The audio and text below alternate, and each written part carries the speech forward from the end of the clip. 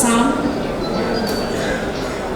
Mr. Amit Sharma, IAS, Secretary IT, Science and Technology, Transport, RD and MD, SIDCO, Administration of Ladakh. Mr. Anshu Gupta, IAS, Director, Public Relations, Government of Madhya Pradesh.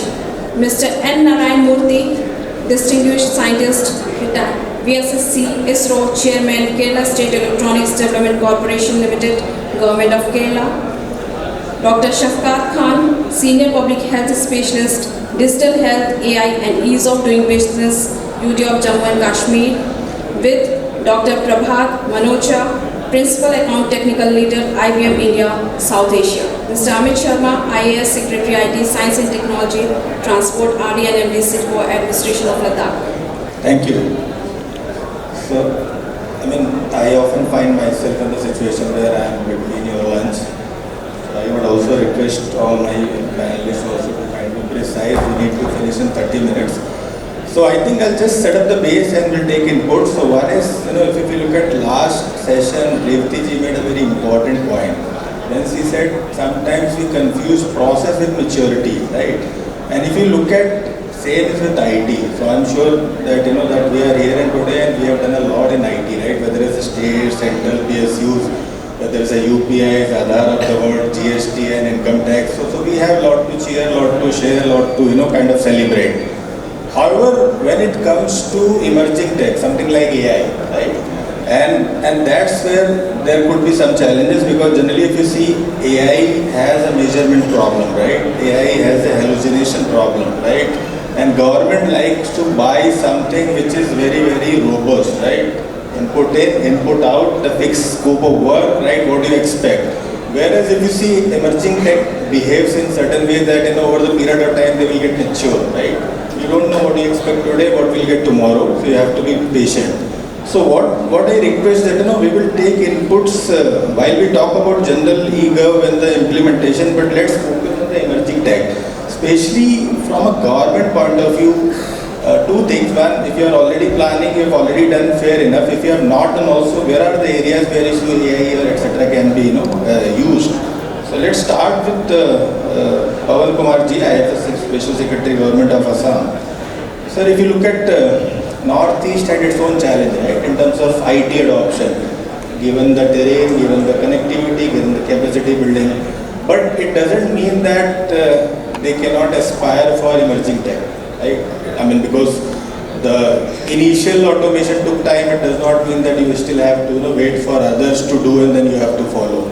So your views in terms of any areas we are thinking emerging tech can be applied, especially AI and etc.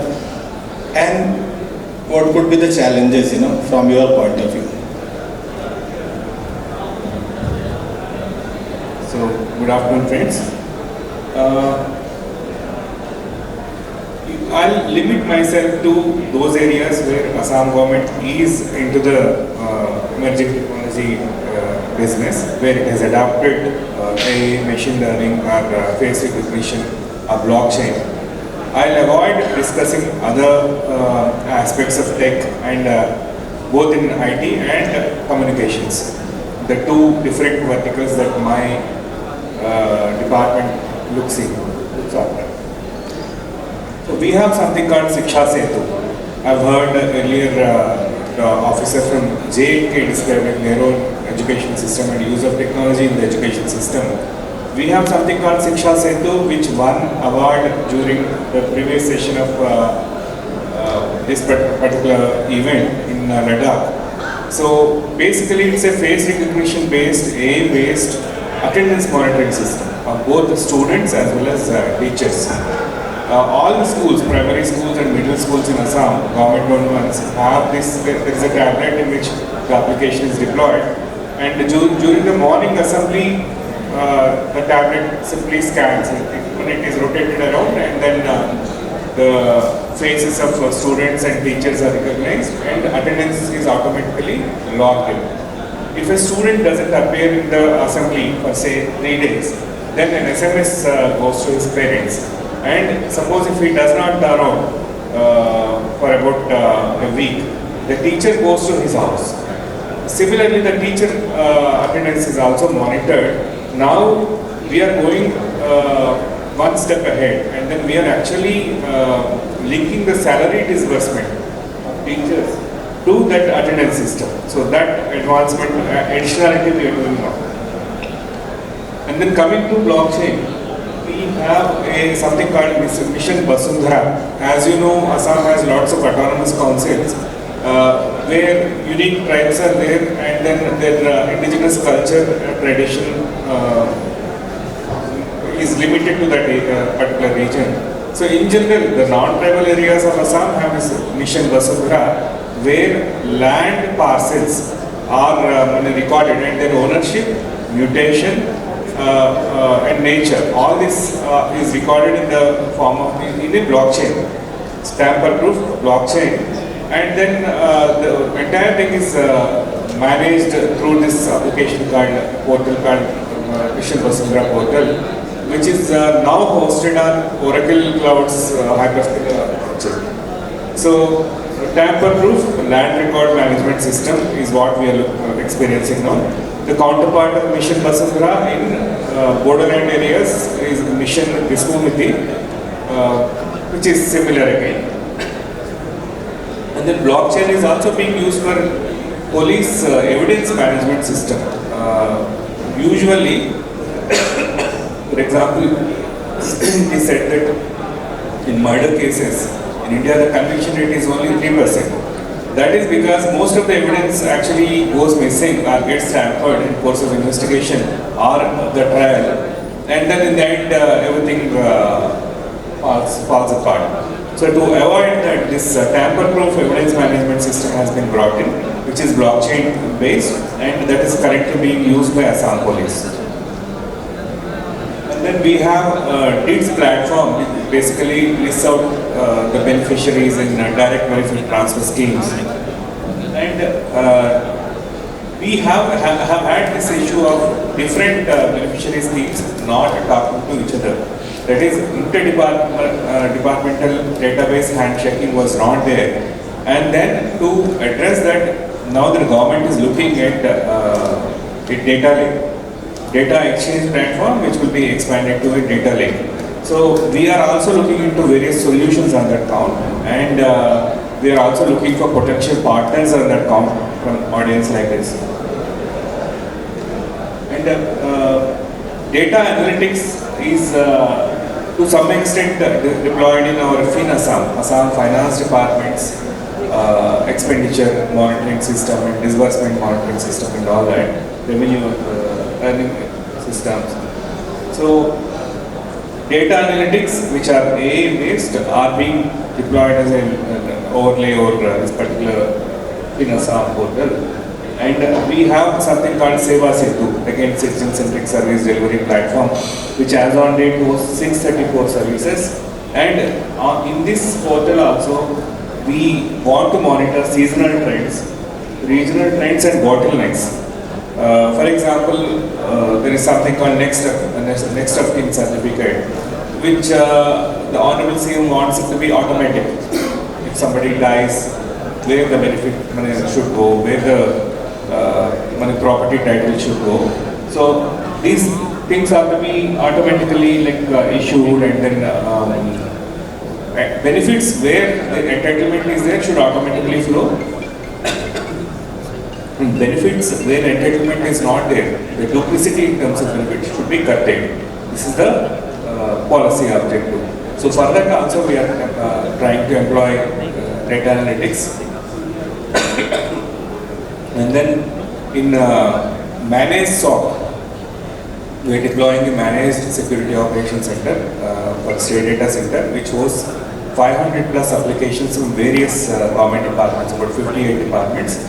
And then this data center, we have been facing this problem of cyber, regular threats. Even though we attend to all the threat intelligence received from certain cyber search and all that, still it requires a concerted and an intelligent effort.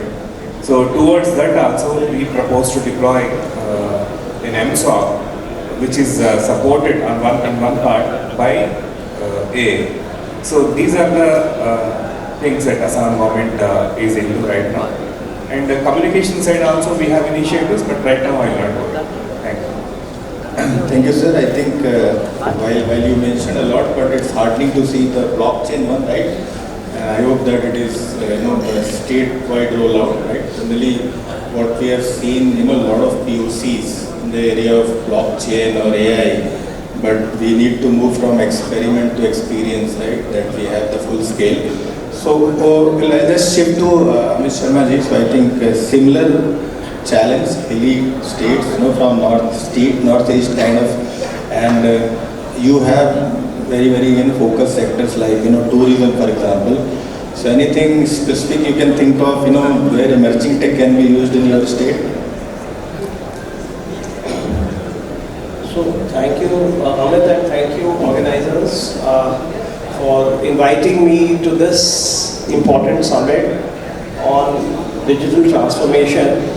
And in fact, almost same time last year, it was held in very UT of Ladakh. I think most of you were there, and you must have experienced a different kind of vibe and atmosphere out there so far as IT innovation and implementation is concerned. Yes, tourism, we are coming a big way with a lot of strategizing, and we are giving a free hand to all the tour operators and bike associations and taxi operators to come up with innovative models. In fact, just to share from tourism and transportation point of view, I happen to be MD SIDCO Ladakh, and there we operate the buses.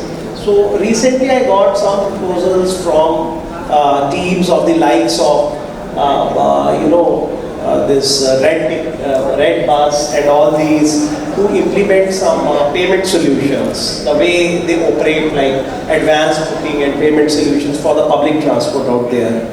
So there's an ample scope in tourism, but apart from that, let me share that what over the last 1 year we have done very briefly, because I know the tummies are tickling everybody out here. Others who have lost the patient, they must have left by now and looking in for the thing. So definitely, I'll try to sum it up in 1.5 minutes. And I have been meeting most of you in many of such meets previously as well, and I'll have more opportunities in future. So my point is, like a place like Ladakh, which was erstwhile nowhere, in the sense like 2019 was the year when it came up as one of the, I would say, the newest baby on the trot so far as union territories are concerned. So it's one of the newest but strategically most important union territory.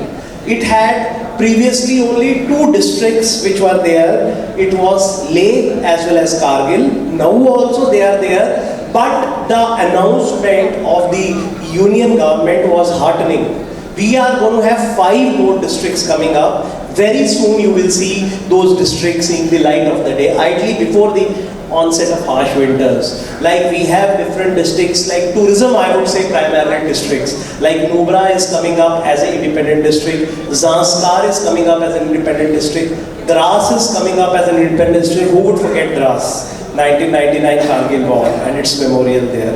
So similarly, Assam is a district in between which is coming up where Aryan Valley is there, original inhabitants of Aryan race. Very beautiful area again. So Baltic sector is there. So lastly, we have Changthang coming up. And I think I need not say what it is all about, Pangong Lake. So I think apart from that, it's a huge territory going up to the top of the east. That is up to LAC. So it's a big district where a lot of impetus is required. So same is the spirit of IT interventions which will be implemented there simultaneously.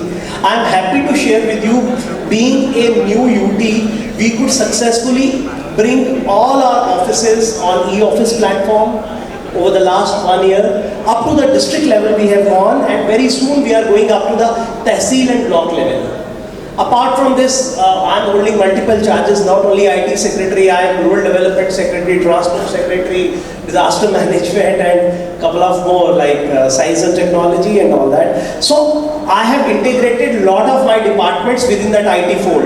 In the sense, we have taken state-wide area network to the last level, Gram Panchayat level, So block headquarters have been covered, state-wide area network, and we have taken it up to, as I told you already, GP level, Gram Panchayat level. So we have connected the farthest most village, and I travelled myself. Let me share, before coming here, almost a fortnight back, I took a first-hand review by myself on going to the last village at LOC, that is Thang.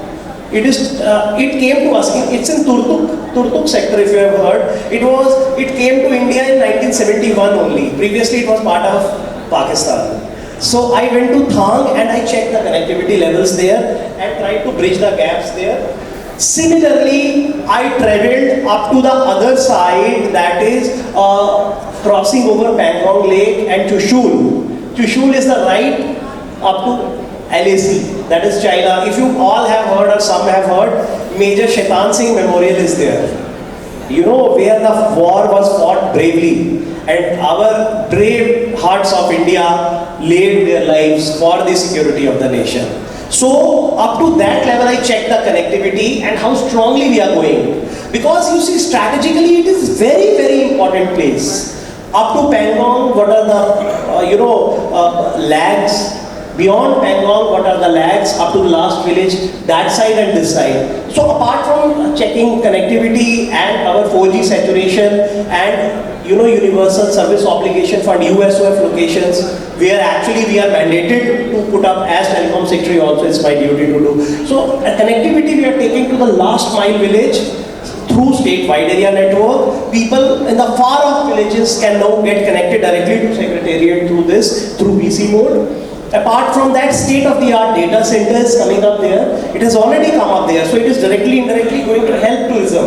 Why so? Because it is going to be a bridge between, whatever activities are happening, like God forbid some kind of warnings are there for avalanches and all. So I have integrated one beautiful model which is Emergency Operations Center. EOC has come up big way, and we are going to upgrade Emergency Operations Center, which is part of my disaster management domain. So there we are going to come up with sensors soon. We are going to put up all kinds of devices to make it more functional, and the utility of IT. We have put in quick deployable antennas, QDAs, which are in very few states. God forbid, if all systems fail, all wire network fails because of some major catastrophe like what you call earthquakes or maybe some flash floods or those kinds of things. So it will be covering those kinds of things, and you can take mobile way, you can take on a WAN QD at any point, and you can connect through satellite and keep on passing the information here and there. So I mean to say, technological innovations are in a big way. And lastly, I want to add on there, we are also proudly mentioning that we are going to set up electronic manufacturing cluster there in Ladakh, which is first of its kind. Very few places in North India, we are the only one. Even beyond Punjab, JK, nobody has gone for this step. So we are setting up electronic manufacturing cluster 2.0 there. And there are so many big things which are coming up in Ladakh big way. So I mean to say, sky is the limit. You all are most welcome to be there. Just wanted to share that yesterday evening I got the news that I may be moving on now to another challenging domain area which is a greenfield. Again, there is ample scope for IT, that is Mizoram. So I may be moving on there, and I'll go with the same mindset. Previously I was IT60 JK, now Ladakh, and I may be going there, and I'll carry on with the same spirit. So from my side, invite is not for one but two places. Ladakh will welcome you with a red carpet, the base is set there, and Mizoram is a green field. As and when I go there, you all are welcome to show your initiatives, to be a part of my success story and journey and make a difference. Thank you, everybody out here. Thank you, and fantastic to hear, kind of not only emerging tech, but also you have been a great brand ambassador for Ladakh. So that's what I can say. I've been saying, for some time, and I hope you will bring the same passion to Mizoram as well. So moving on to Sri Narayana Moorthy ji. So Keltron has played a lot of role, right? From ISRO missions to many IT solutions, intelligent traffic solutions. So your views quickly precisely on the emerging tech, what has been done, what next we can expect from Keltron. Thank you. Good afternoon. First of all, let me thank the organizers for inviting Keltron, 100% Kerala government-owned public sector electronics manufacturing and project implementation system, Kerala State Electronics Development Corporation, Keltron. We are in the business for the last 51 years.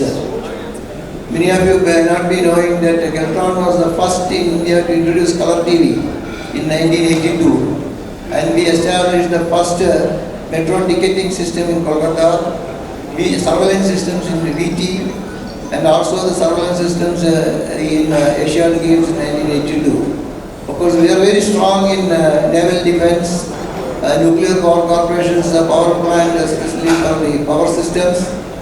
And as the moderator mentioned about the intelligent transport and the traffic management systems.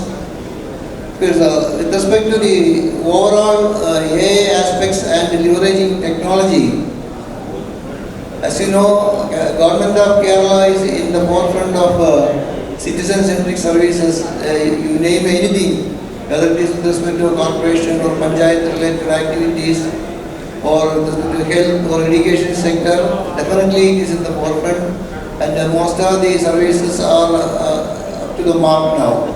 But however, with the agenda of AI, more needs to be done with respect to for that. We are trying, as part of the government initiatives, Keltron is trying to build a kiosk with chatbot services which will link with both web-based and services as well as other ERP systems. So this is one of the tasks we will be taking up. However, as the moderator in the initial presentation, he said hallucination, for RAG questions, hallucination is one of the important aspects in building this chatbot when it comes to citizen-centric services. Of course, Keltron will do the needful in implementing the same. But I would like to talk about the technology with which Kerala government has given orders to Keltron and we have successfully implemented. So far we have heard about all Gen AI, but I would like to talk about Edge AI also. As you know, Keltron is synonymous with traffic signaling system and traffic management systems across the country and especially in Kerala. Last year we have implemented a big project encompassing the entire area of Kerala by installing AI-based traffic enforcement system as a deterrence and forcing people to follow traffic rules, especially wearing helmet and then the driving without seat belt and using mobile phone during this driving. As you know, those who have visited Kerala for the last 1 year, you will see 98% of the people, whether it is day or night, or villages or cities, they will be wearing helmets, and also seat belt they will be wearing. So such is the impact this AI-based deterrence and this camera systems has created in the Kerala traffic enforcement system. What we have seen is, though Kerala is one of the most accident-prone states in India because of terrains, small narrow roads, last 1 year the fatality rate has come down by 10%. So that is a big advantage what we are doing, and moreover the violations, whatever we have noticed in the beginning was around 25,000 average per day. Throughout Kerala has come down to almost 12,000 now. So we hope with the imposition of fines and other things, of course it's a revenue generation for government also. We have already collected 100 crores in the last 1 year, though we have billed for 350 crores. But the government of India rules there is no provision for taking criminal action or penalizing for those who are not giving the fines. But definitely things are on the anvil to do such forceful imposition of fines so that everybody will follow these traffic rules and traffic systems. But the most important point is the camera systems and the software system with the global shooter cameras and 100% night vision using IR flash is totally homegrown, and it is manufactured and assembled in Keltron. So this is a totally Make in India project, and I am happy to inform you that our products are already being approved in NHA specifications. And across India now, in future you will be seeing these systems, but NHA is implementing for vehicle incident detection mechanism systems, so that in case of accidents and other eventualities, these ambulances can be brought in much earlier so that the life can be saved. So with this, though this is a system which is coming up in India, but with respect to the overall AI implementation and other aspects in the future, I have a concern mainly with respect to the though we talk about prediction and other aspects and the large computer systems and other things, with respect to weather forecasting system, especially in the South India side, because being near equatorial region, the weather forecasters have their own limitations because equatorial region will not follow our modeling in many places. So as everybody says in the infrastructure or any other management system, think globally but act locally. So weather forecasting stations are essential. So with the approval of MOUSM project in the last 2-3 days back, in the government employing large scale radars, weather forecasting radars and satellites. So localized weather monitoring systems will help in forecasting landslides and very heavy floods and very heavy rains, so that the tragedies like Wayanad incidents which happened recently, and also the huge floods in Uttarakhand and Himachal Pradesh last year and this year also, so many lives could be saved if predictive AI modeling techniques with huge models based on the weather forecasting is implemented in the coming days. So this will be one of its kind. It will be very good. And of course, there are many areas of technology, though we always talk about citizen-centric systems in the traffic enforcement system or in the healthcare systems, and also in the other disaster management system, sewage treatment plant and sewage cleaning systems. These are the areas where AI analytics should be used effectively in the coming days. Thank you. Thank you, sir. I think a lot of insights for us to take, and obviously Kerala has been leading the eGov implementation for quite some time. So we'll move on to Dr. Shafqat. So in terms of emerging tech, similar themes, tell us what's happening in J&K apart from elections. I know it should be more interesting going about the J&K elections, because they are turning out to be one of those very vibrant elections this time. And it's after a very long time that such a scenario has erupted, and very fair and nice. But as far as the digital landscape is concerned, I think I will focus myself and be very brief in describing the healthcare digital scenario in J&K. And it has started actually with the introduction of the Ayushman Bharat, rollout of the Ayushman Bharat digital mission, and it's a flagship mission of the Govt of India under the National Health Authority. And I think most of state have moved way ahead in implementing, and the generation of the Abha ID for the citizen is a very, very challenging thing happening. And once the Abha ID is in place, this will be a unique health ID which will be a repository of the health records of all the patients. But having said that, I feel as a person from a medical background that medical history of a patient is a very, very fragile thing. While a doctor is taking the history of a patient or examining him, the margin of error is very high. One doctor can, judge the patient one way, another can make a more precise diagnosis. So whatever data is being generated at the source between during the interaction of the patient and the doctor is going to the machine, and that data needs to be validated. When we say about AI systems in healthcare, we will have to be very, very clear as to whether data validation has taken place. Is data foolproof? Is data being verified? Because data is coming and going to go and get embedded in the systems where AI is going to come, or this metadata is going to be quantified and then verified. We will have to ensure good data. For example, last of all, what I would also suggest is that in healthcare there should be certification at NABL and NABH levels. All the machinery, you must have seen, if you go to 3 clinical labs, different labs, they will give you different parameters.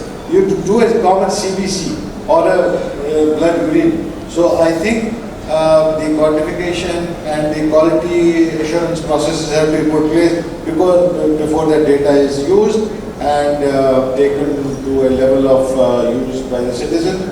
I think time is up. Thank you. I think so. Prabhat, so you heard everyone, right? So from your industry view, anything to add in terms of how to plan projects, how to deliver value, especially considering government sector? I know the time is less and we are running out of time. But I think very good discussion. There are 3 main outcomes which I have understood so far. One is the expectation from citizen has changed. Gone are the days when there was an RFP, people were whatever government will deliver, everything got accepted. It's not like that. The citizen expectation has changed. They are looking forward to have services. I can give an example, like an Uber-like services. They want services which is reactive and proactive, can be used very quickly and has to be a compliment. That's one. Second is, I think from all of you, listening to all of you, it also seems that we are doing lot many things and an expectation as well as the zeal to get this thing done is also there. You such an expert leading different states, driving that technology, driving those initiatives for citizens, as trying to do more than anything. That's second. And I think the third thing which is nowadays is evident to everybody is the technology. There's a technology also which is supporting all of this. The advancement in generative AI has bring a paradigm shift in an artificial intelligence itself. So with all these things, innovation as well as the technology, there is a different use case being developed. There is an opportunity for all organizations to build those use cases which can change the interaction between citizen and the government. Now keeping that in mind, it's a very good opportunity for government first to be proactive, to get something done. And second is to build something which can change the way we have been interacting. With all these generative AI, different applications, technology which is there, I know blockchain, the Android space is close to our heart, but definitely. With those kind of things, we also need to look at, there are certain models are available, but we have to see how exactly it fits into an overall framework of a government as well as how the advancement of those technology is into the requirement. So I would consider 3 things for that. One is trustworthiness. When we say trustworthiness, the data should be trusted, the application should be trusted. It has to be accurate, and of course it has to be governed. So the people who are going to use it, citizens who are going to use it, should feel trusted. That's trustworthiness. The second is, it's a usability. So AI is not for the sake of deploying AI, it has to be perfectly built based on the requirement, can actually be able to connect. So since technology is advanced, AI is everywhere, it's not like we just go and implement artificial intelligence, it has to be leveraged and used by the user. And I think the third and the foremost is how do that newer use case get deployed within an existing system? Because we are not going to change it. This is there. So how can we leverage that with an existing processes is much more important and need to be looked at. With that in mind, there are multiple use cases of NATA. There is a summarization use case, categorization use case, question and answer. Those kind of use cases are already there. We have deployed that use case worldwide, but it is getting deployed in IT modernization, in how the citizen engagement happens, in application modernization, people advancement. So those are specific identified area where these use cases are getting deployed. And I believe with an advancement of technology and with advancement of the citizen expectation and our also capability to deliver that, we will definitely go and do all those implementations in the future. Thank you. Thanks Prabhat for effectively summarizing, and thanks everyone, all my panelists. Thanks for your insights. Thank you.